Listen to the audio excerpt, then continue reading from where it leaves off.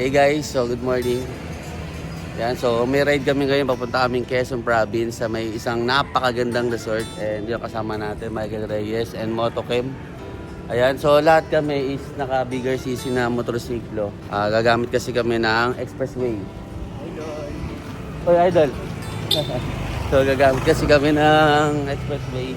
Gamit natin, ito, Z1000, Zone Test Bristol, Maxi Scoots, tapos yung Z1 din kay Michael Reyes, no? So yun, samahan nyo kami guys, masaya to, napakaganda ng resort kasi alam nyo ba yung resort na yun, dating personal owned na bahay hanggang sa ginawang resort at napakaganda talaga guys, kaya samahan nyo kami. Tuturo ko sa inyo para pag nagpunta kayo ng Unisan, Quezon Province at naghahanap kayo ng magandang beach resort, dito kayo pumunta. I highly recommend, napakaganda nito. Galing na ako dun kaya dadaling ko sila para may experience nila. Alright, let's go!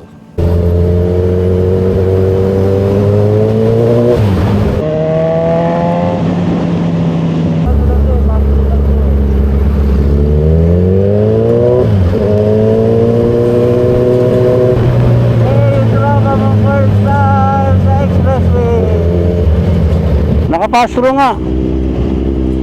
Nakapastro.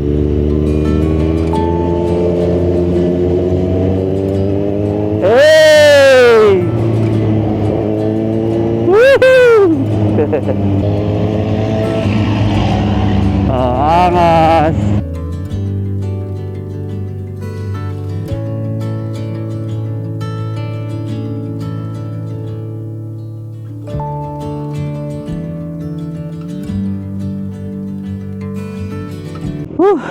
Alright, so guys, nag-stop over kami rito sa Dunkin. Pagkalagpas namin ng expressway, nagkape muna kami tsaka breakfast. Nasa Ibaan na tayo, Batangas, papuntang San Juan. So dito tayo pinadaan guys, papuntang Unisan, Quezon. So para maganda yung biyahe, tuloy-tuloy lang, walang masyadong traffic. So from Pasig going to Unisan, Quezon, 5 hours yung nasa biyahe namin. So kung magsasasakyan kayo, galing kayong Manila, siguro estimated nyo kung may mga stopover, mga 6 na oras. Pero pagdating naman doon, grabe, sulit. Sulit yung pagod kasi sobrang ganda doon. Let's go! Woo! Alright guys, andito na tayo. Punta Sanctuary Beach Resort dito sa Unisan, Quezon Province. Sobrang ganda ng beach dito. Ito na, dito tayo. Yun oh. Woohoo! Let's go!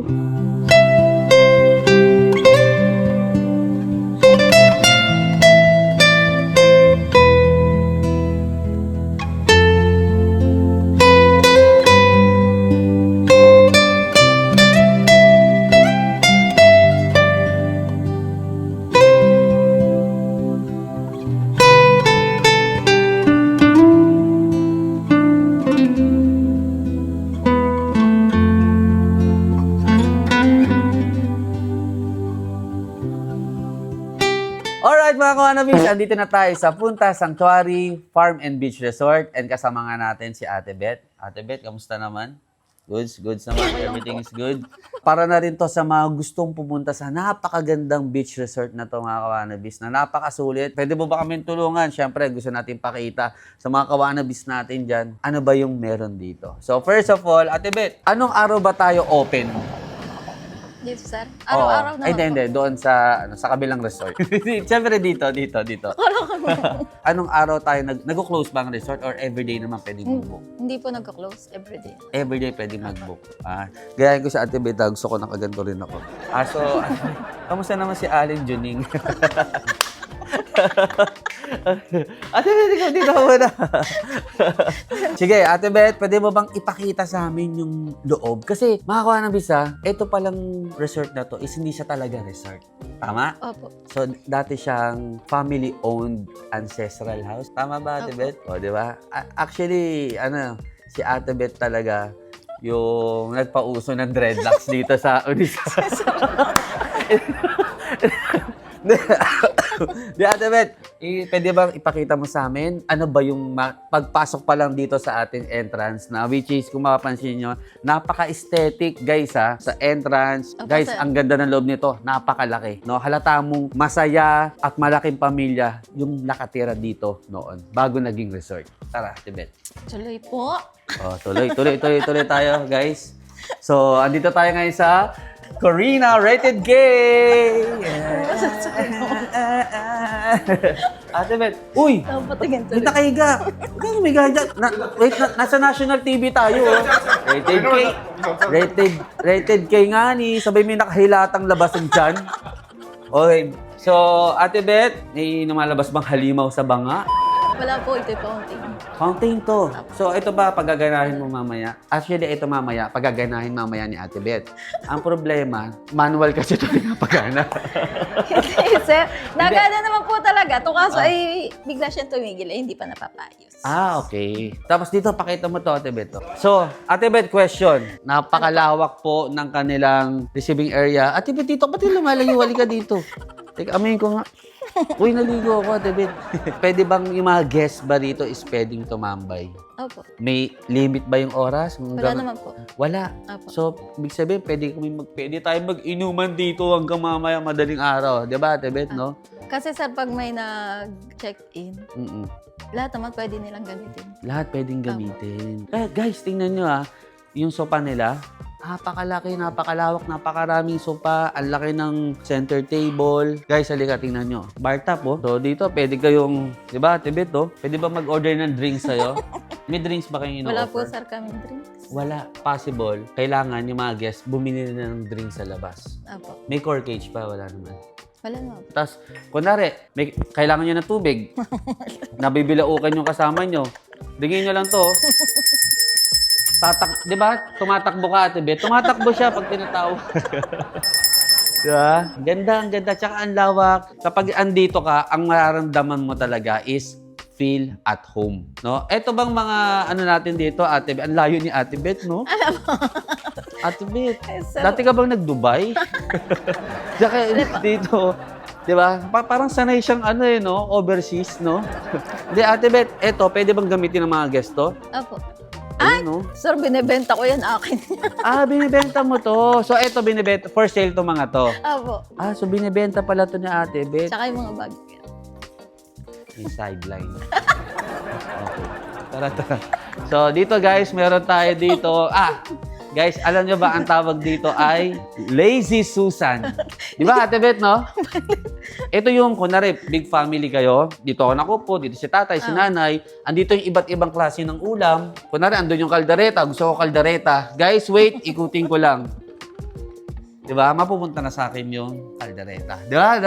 Tapos, isa pa sa napansin ko dito, guys. Usually, kapag gumagamit tayo ng aircon, sinasarado natin yung pinto. Bakit? Kasi baka makalabas yung aircon.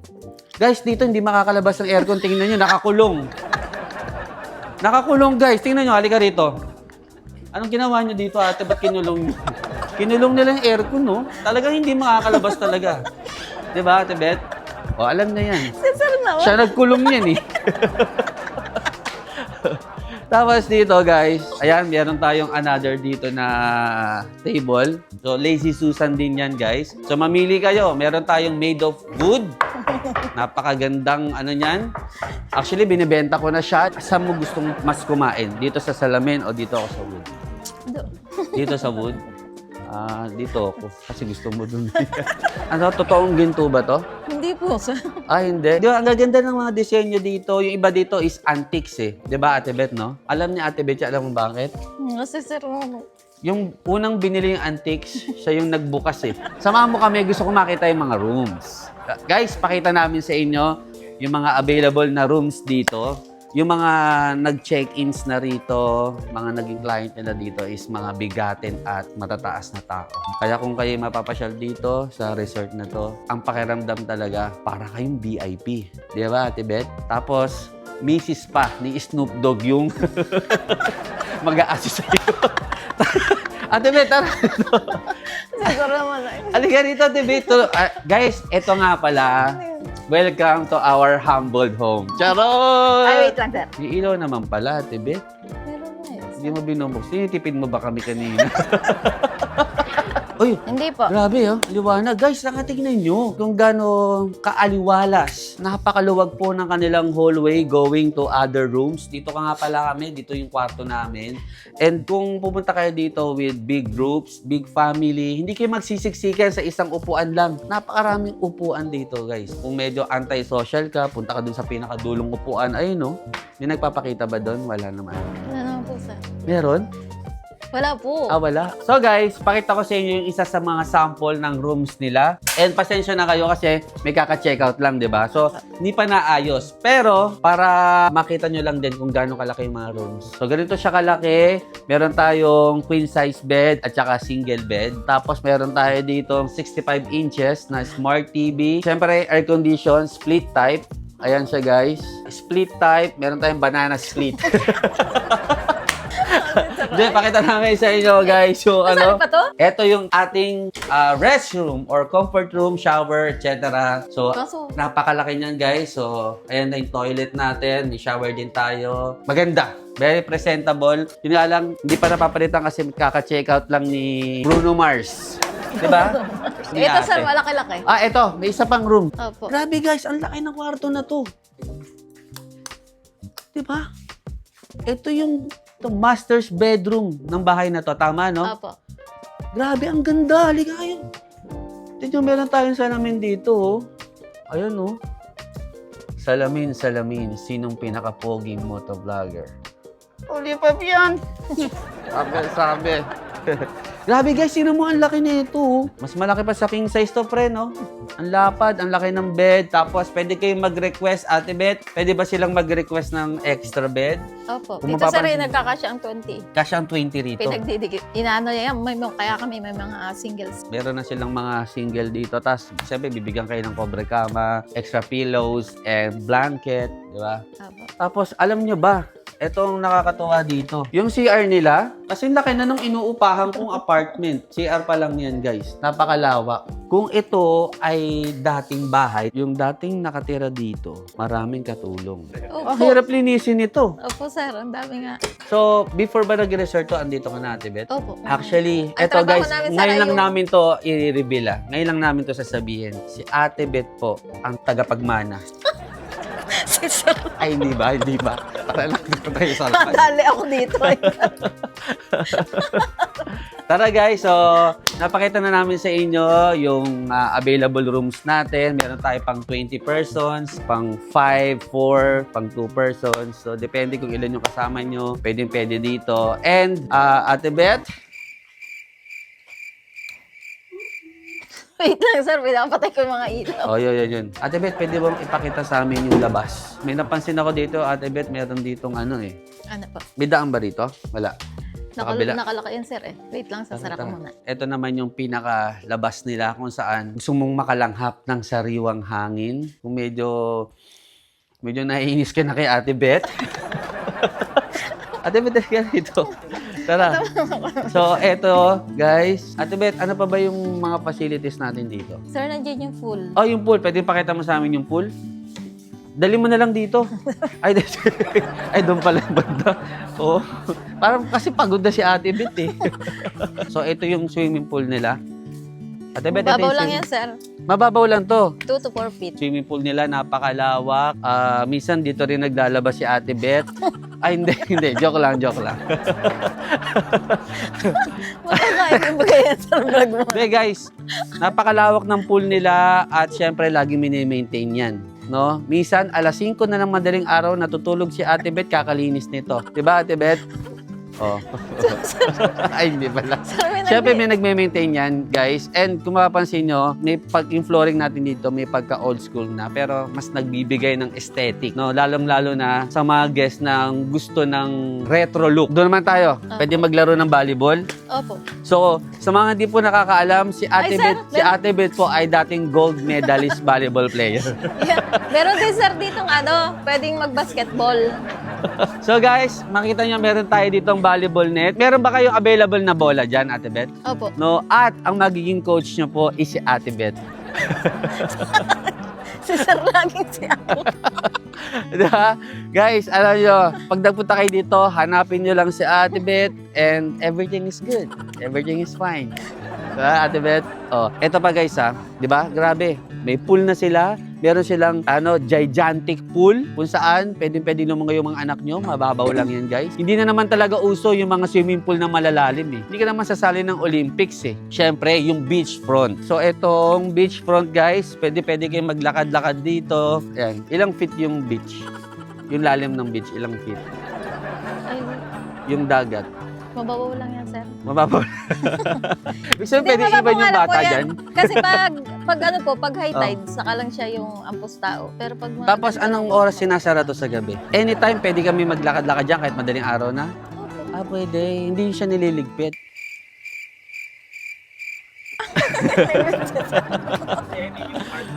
Yung curfew, walang curfew, ganon. Wala naman. Wala naman po kung maglalakad-lakad lang. Pero yung pagligo, Yung pagligo, pwede naman. pwede naman po kasi pag mga 12, 19. Kasi sa hindi po nakakaalam, no? Si Ate Beth din po yung lifeguard dito. So kasi umuwi na siya na alas 4. So just in case na lumangoy kayo dyan, at may mangyari, syempre, wala na. Nakauwi na si Ate Beth. So, Hindi po, sir. Ako nagbabantay hanggang gabi. Ay, mamaya, ikaw ang magbabantay. Sige, so mamaya, siyempre sa inuman natin, is kasama natin sa Ate Beth. Ate Beth, lumagay ka, kasi sabi ko sa'yo. Tapos, eto pa, guys, may napansin ako dito, 3 kayak. Di ba, Ate Beth? Meron po. Pwede bang gamitin ng mga guests yung mga kayak? Opo. Uy, pwede. So, pwede bang pakita sa amin yung kayak? Dito, sir. So, ito mga kawanabis, tingnan nyo. 3 yan. So, ito ba, Ate Beth, meron bang additional kung gustong gumamit ng guest? Wala po, sir. Pag meron pong room, Pag may room, pwedeng gamitin. free. Pero pag walk-in, Pag walk-in, 150 per room. 150 per head. Kaya nang makarating ng Subic na ito? Marinduque, sir. Ha? Ay, Marinduque. Yun na yun? Opo, yan. Tama Ay, Marinduque na yung kabila pala. Opo. Hindi, Marinduque. Oh, Marinduque. Magkakatabi lang naman, sir, yung O, sige, ikaw na mag-vlog, ate. Later on, magkakayak tayo. Experience natin yan kasi napakaganda ng panahon. So, mga kawanabis, eto is extras lang. Kasi hindi pa talaga siya totally na-develop itong part ng resort na to. Pero, kung gusto nyo maglaro ng basketball, Ate Beth, pwede siyang kuning? Coach. Hindi. Ha? Power forward. Kevin Durant. Ito. Ito, figure tayo dito. Bring your own ball. Siyempre, sasuggest natin sa owner. Ate, sana magkaroon tayo ng sariling bola para susunod yung mga guests natin. Meron ng magagamit na bola. Kay Ma'am Tintun. Kay Ma'am Tinto. Sige, mag-request tayo kay Ma'am Tinto. Kung alam ko lang walang bola magdadala ako, iiwan ko talaga dito sa resort. Para alam niyo yun, bola ni Kawanabis andito sa Punta Sanctuary Farm and Beach Resort. Di ba? Sayang. Kung alam ko lang, ate, kasama pa naman Hindi natin. mo naman alam, sir, na may NBA All-Star. Pwede kayo maglakad-lakad dito. Napakalawak na ito. Ayun pa. Ang kagandahan talaga dito sa resort na to, sabi ko nga, kung gusto mong makalimot sa problema mo sa Maynila at makalanghap ng sariwang hangin, makakita ng mga punong gumagalaw dahil sa lakas ng hangin dito, sariwang hangin, dito kayo pumunta. Napaka-family friendly ng resort na to. Maraming pwedeng takbuhan yung mga junakis nyo. Sa mga event, ang dami nyong pwedeng gawing activities sa lawak nito. Sobrang marerelax talaga kayo dito. At saka si Ate Beth, yan, si Ate Beth. Sir, isama. Si Ate Beth, siya lang yung hindi makapag-relax. Ang dami niyang trabaho dito sa resort. All around siya, di ba? Nagko-coach ng volleyball. Nagda-lifeguard. Di ba? So tara mga kawanabis, enjoy natin itong Punta Sanctuary Farm and Beach Resort. Let's go! Tara na, pre! Woohoo!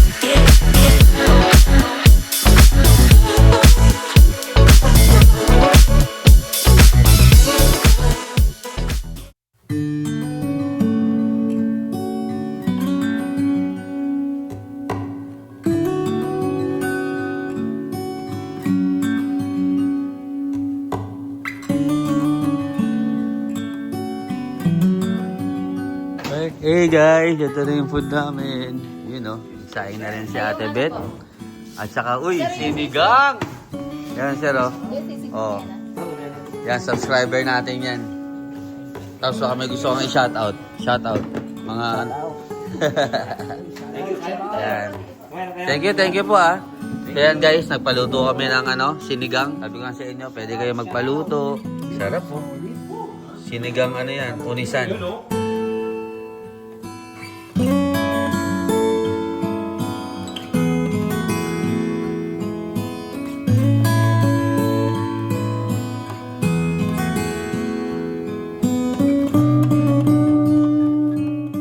Alright guys. Okay, take off. Ay, whew. Napakasaya. So, sobrang enjoy kami guys. Grabe. Punta Sanctuary Beach Farm and Resort. Sobrang saya dito. Nasulit namin lahat-lahat. Na-enjoy namin yung pagkain, yung scenery, yung mga activities dito. So mag-message lang kayo sa FB page guys. Ito yung kanilang page kung gusto niyo mag-inquire. Sabihin nyo lang napanood nyo sa vlog ko para makukuha kayo ng discount. Sabihin nyo lang napanood ko po sa vlog ni Huli Pabia Vlogs. Napakasaya pala dyan. Thank you! Woohoo! Salamat! Let's go home guys, let's go home. Talaga ang ganda ng dagat dito sa Quezon Province, no? So Wanna Be here, ingat kayo palagi, ride safe and God bless. Kita kayo ulit sa susunod na vlog natin. Ingat!